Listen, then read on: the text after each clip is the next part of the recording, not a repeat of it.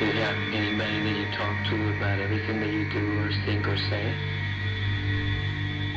My mother was very, very involved in our lives, and so much of my cleansings went back to my childhood. So there was a natural thing that made sense about keeping some distance.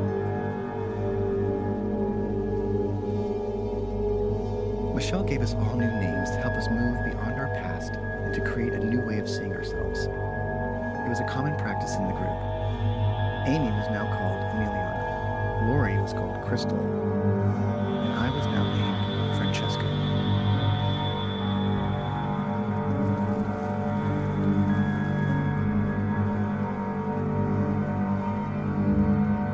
They would come home to us and told us that they had changed their names, that this is what they wanted to be called. And I said, well, we're not going to call you that. We gave you your names, and that is what we're going to call you, and you might as well get used to it.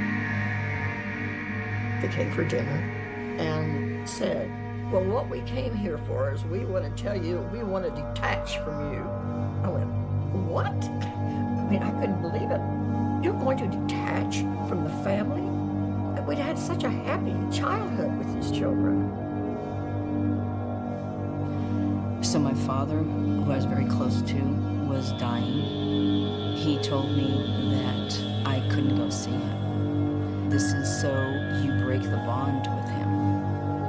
And I would make airline reservations, and I'd cry and cry and cry, and then I would cancel them. But it was so difficult, just so difficult.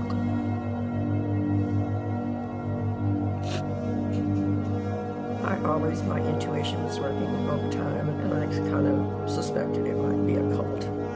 No, I did not feel like I was in a cult. He always told us we're a non-group, we're an anti-cult. Namaste.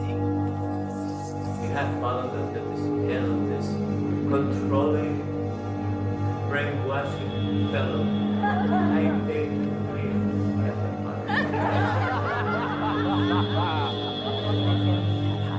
private investigator to follow me, and they found that I was with this group.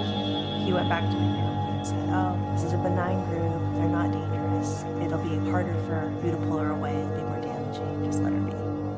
My family freaked out. They said I was brainwashed. They wanted to hire somebody to deprogram me. I was an adult, they couldn't do anything. I mean, we all joked. We knew that we looked funny following a man in a Speedo. But it turns out some people didn't see it the way we did. There was this guy, Kenny, who fell in love with this girl in our group. And she was this beautiful model type. He was not in the group. He was not a model type.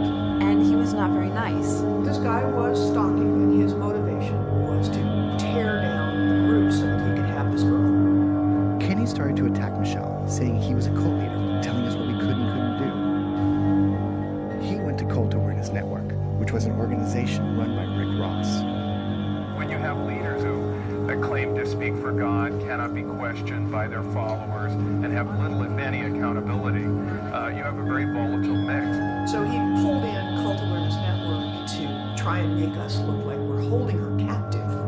Parents would pay Cult Awareness Network to go in, kidnap their children, and deprogram them. This was Michelle's worst fear, that the Buddha field was going to be called a cult. Now it was no longer talking about the knowing, and it was no longer talking about God and love. It's talking about what are we going to do?